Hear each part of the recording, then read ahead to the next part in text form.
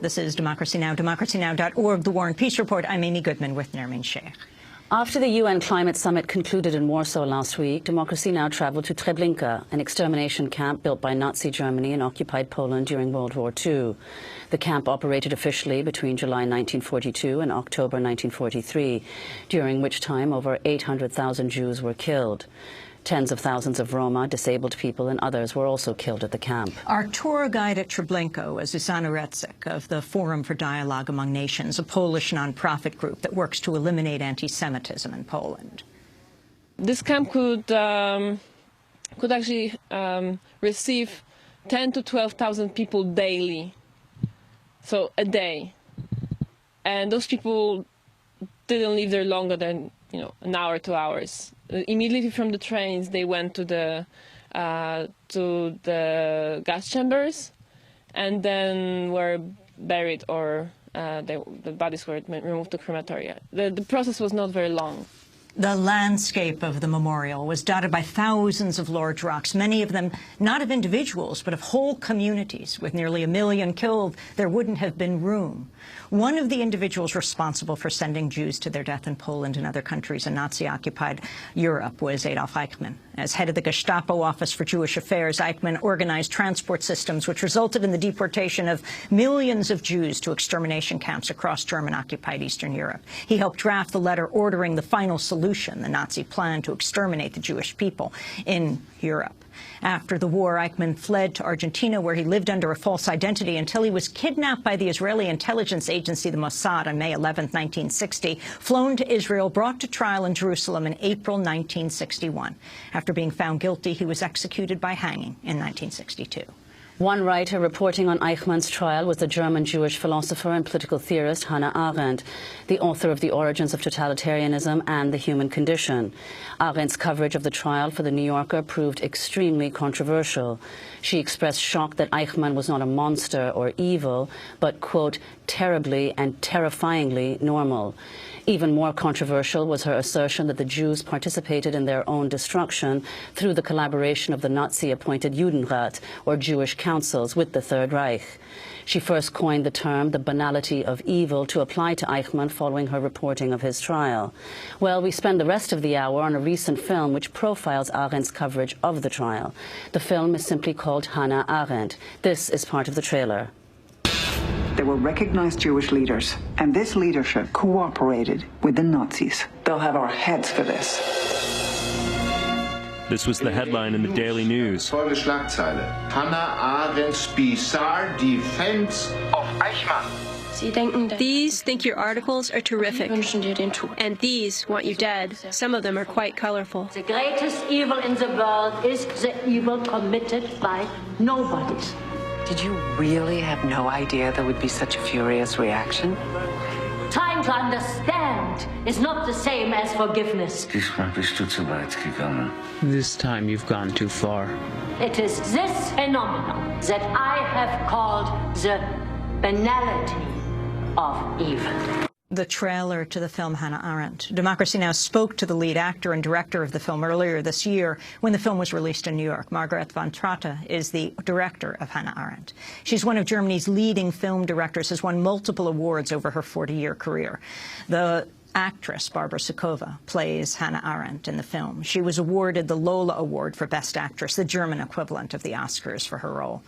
We started by asking Margaret von Tratte why it was so significant for Hannah Arendt to decide to cover Eichmann's trial in Jerusalem.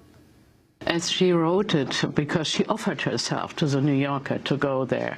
And she wrote to them, I was not in Nuremberg.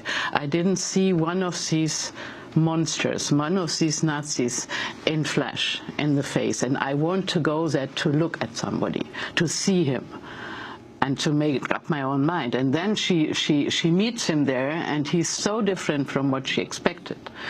And that was, in the beginning, it was difficult for her to understand. And one of her most important sentences always, I want to understand. So she wanted to understand why he's so different, why he's not a monster, why he's not a Satan.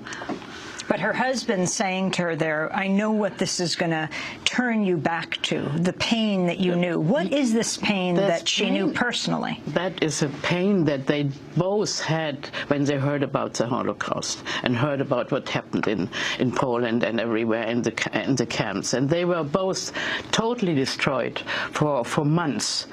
And so he knew when she goes back and there are coming up all the testimonies with all their stories, that she will go back into this depression, and he feared for her, but she wanted it. But she was critical with the Hausner, with the prosecutor, that he had all this, and that the testimonies had to tell all her story, and there are some of them, they're fainting, and they are really, you can see how much it costed them to tell her their stories. No? One of the devices in the film was to actually use the archival footage of Eichmann in trial, because that amazingly was all videoed. And before we go to a clip that shows both your dramatic film, but with the actual archival footage of Eichmann, so you have no one playing Eichmann, he is in a sense, playing himself. Talk about that decision, Marguerite. I saw a long time before I knew that I will make a film about Hannah Arendt. I saw the Specialist, Israeli documentary. That was only 1 hour and a half, only the trial. And he followed the line of Hannah Arendt, and he said it in the beginning. So that, when we started to write the script with Pam Katz, I immediately told her we have to look it up again, and we have to go with this material. And so we already, during we wrote, we already chose some of the clips, let's say, some of the acts. And then when I started to make the film, I saw much more material, and I chose also other material which was not in the Specialist. But for me, it was from the beginning totally clear that I had to use this, because to put an actor in, the spectator only would have looked at him, oh, he's so brilliant, he's fantastic, how he did it, and so, and they will admire the actor and not see the mediocrity of the man. And so that was my point, to see the mediocrity, to go with Hannah Arendt, to look at him and to get the same thought out of him. That was also the reason that we didn't go for an impersonation of Hannah Arendt. Yeah. Because we didn't want people to look at an acting job and say, oh, now she looks like Hannah Arendt. We didn't do, you know, a lot of like prosthetics or anything. We just wanted people to concentrate and focus on what she is saying and what she's thinking, and not think about acting. And the film that you referred to, Margrethe, The Specialist, the documentary by the Israeli filmmaker Eyal Sivan, as you said, it's only 2 hours long, but apparently the footage of Eichmann is up to 350 hours of the trial itself. Yeah, at YouTube you can see 270, but there's still more, yes. But I didn't see that at all. But I said to my assistant who saw it all, I want to have some of these themes in, and so he looked for. Let's just go to a clip of the Eichmann trial. This is the trial being watched by reporters on a television screen, which is how Arendt witnessed it, and this is part of Eichmann's testimony. Yes, I read here that during the transport, 15 people died. I can only say that these records were not the responsibility of Department 4B4. That was Eichmann testifying as you show it in your film, Hannah Arendt. In another scene from the trial, Eichmann is asked explicitly about the final solution. Was it proven to you that the Jews had to be exterminated? I didn't exterminate them. Margrethe von Trotte, can you talk about those scenes? Yeah, somebody now who read the Sasson papers, coming out now in Germany, but also before.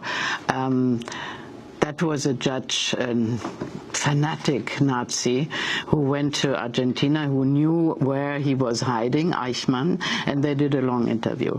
And there he spoke about himself as if he was a real fanatic Nazi, and he wanted to kill all the Jews, even after the war and so. And he gave himself such an importance that that was not true. My interpretation is that he was hiding so long that then coming up somebody who could show what kind of man he was. No, and then in the trial he put down his light. Well, how do you say? He put down his importance, and perhaps he was more important than he made believe in the trial. But it was, I think it was in between. But the main point for Hannah Arendt is that she says he was not stupid, but he was thoughtless. He didn't think.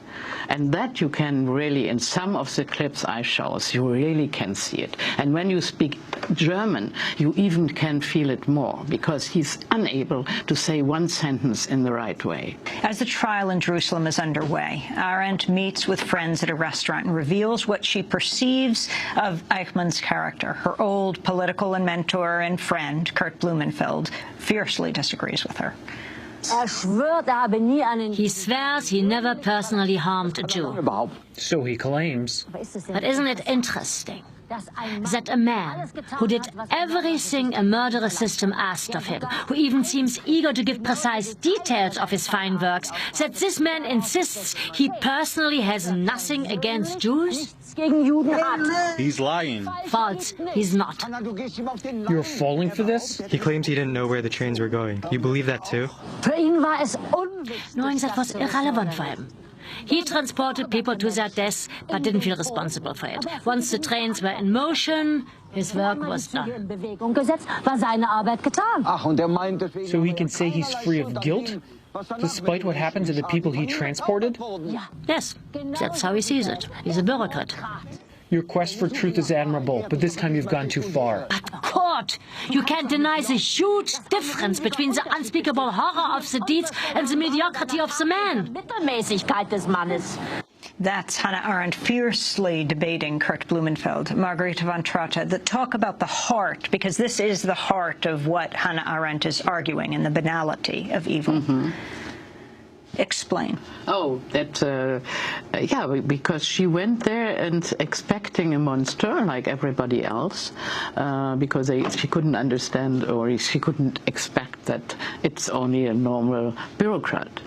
And so she had to wait to get to her idea about him. She didn't have it immediately, but then in this scene she was already there for a certain time, so she could look at him and observe him already. And so she came up with this idea of the only bureaucratic. And Kurt Blumenfeld, who is quarreling her in this scene, in the end he's so angry with her that she turns away. And even when he is on his deathbed, he even doesn't want to see her anymore. So we have both opinions in the film, and you can choose where we want to stand and where you want to be, with Blumenfeld or with her. Or also Hans Jonas, her old friend, a student with her, with Martin Heidegger, the philosopher, he also turns away. Well, one of the criticisms of the film has been that it gives the impression that there were no Jewish intellectuals who agreed with Hannah Arendt at the time of her writing these articles in The New Yorker and with the subsequent publication of the book, whereas people point out that there were, Bruno Bettelheim, for example, as well as Raoul Hilberg. There were Jewish intellectuals who agreed. Was there a decision that you made to represent only the voices of opposition for dramatic purposes, or can you just talk about that? There were very few who did understand her and who defended her, very few. And we chose Mary McCarthy because she was a friend of her during her whole life in America and also during the period we show. So we put in all the defending theme in her part. And the others are Podorets and others, and Abel and Ho and so. And explain once she wrote the pieces in The New Yorker, the fire the New Yorker came under, and that she came under because she, like many German Jewish intellectuals, had come to be in New York at the New School. They founded the New School. And she might even have lost her job there. There was so much pressure for her to resign. Yeah, and she feared all of a sudden she will go to exile again. And that was for her also a point she was suffering about, because, you know, when you had to go away from your country for once, and then she went to Paris, and when the Germans invaded France, they put these people who came to France to be protected, they put them into internment camps. All of a sudden there again she had to flee. So it was both, from both countries she was exiled, or she had to flee. And then she came to America, and for her it was paradise. Like she says also in the film, she was so happy with her, even if she didn't speak a word of English when she came here, no? And then after this controversy, she had the feeling that also in this country, who became her home, she was not well seen, and she became again a stranger. And that was very, very painful for her. So let's go to a clip now from the film where Hannah Arendt is put under extraordinary pressure after the articles have appeared in the New Yorker, and she's even asked to leave the university in the US where she's lecturing at the time.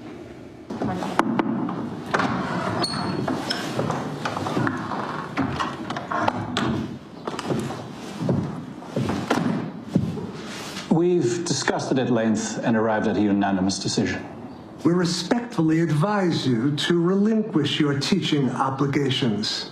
Under no circumstances will I give up my classes. You may not have enough students who are willing to study with you.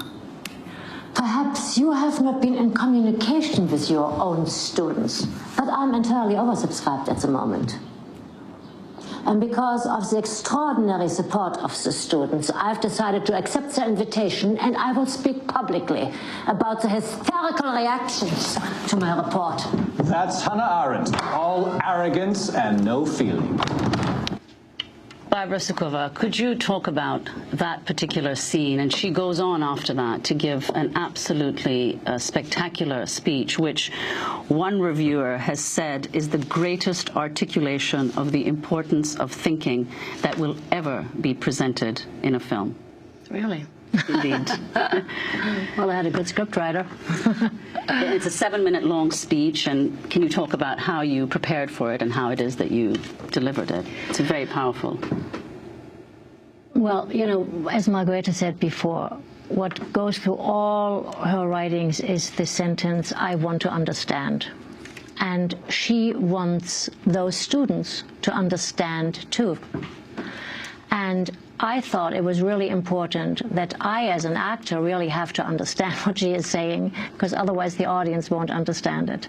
And so we worked on that scene quite a bit. We changed a little bit lines. We really tried to make it in a way that, you know, that people understood it. And you know, I had to find a balance between an emotional approach, because she was emotional at this point. She was very afraid. She always was very afraid when she had to go in front of a public and to talk. She had like almost stage fright. And also be very clear on the thinking. So it cannot be, as an actor, you cannot only go the, you can't be just like a cold thinker in that moment. You have to also bring in her emotion. And so we try to find that balance so that those people would understand. I mean, for me, the reason why I, you know, did also this film with Margareta, because the topic of the Holocaust is one that has been a big topic of my life, because the generation that raised me, my teachers, my parents, they were all part of that generation. Where were you born? I was born in Bremen. And when Hannah Arendt says, if you see that man in the scene before that you showed, and the difference, the horrors that happened, it was something that she couldn't bring together. How is that mediocre man there, and there are these incredible horrors? And the same for us, you know, it was, how are there these nice people that we know? How could they see these incredible horrors? Are they lying? Are they not lying? What did they really know? So this was, for me, also, a reason why I was very attracted to that topic again and to Hannah Arendt. I really do think that the question whether Eichmann is really mediocre or not, there's been a lot of research out since Hannah Arendt wrote the book. Yad Vashem was just only founded at that time, now they have big archives and all. But the thing is that he is a prototype. It doesn't matter whether whether she was right on him. Other people might see a demon on him, But these people existed, these bureaucrats. And the thing is that he never regretted. He felt justified with what he did. He said, I obeyed the law of my country, and the law of my country was Hitler's law. And I think that is interesting for us today, How much do you obey a law? You have to think about the law. Actress Barbara Sukowa is the star of Hannah Arendt. We were also joined by the film's director, Margarete von Trotter. The film has just been released on DVD. Tune in Thursday and Friday for our